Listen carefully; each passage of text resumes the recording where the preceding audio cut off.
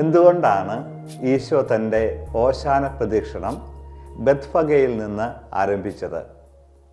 Jerusalem ദേവാലയം സ്ഥിതി ചെയ്യുന്ന സിയോൻ മലയുടെ എതിർവശത്തുള്ള മലയായിരുന്നു ഒലിവുമല.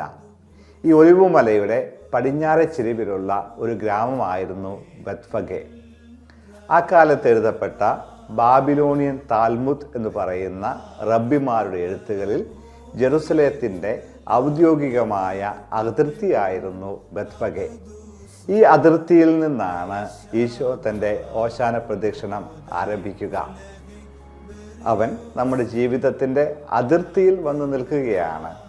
രാജകീയമായിട്ട് മാത്രമേ അവൻ നമ്മുടെ ഉള്ളിലേക്ക് വരികയുള്ളൂ.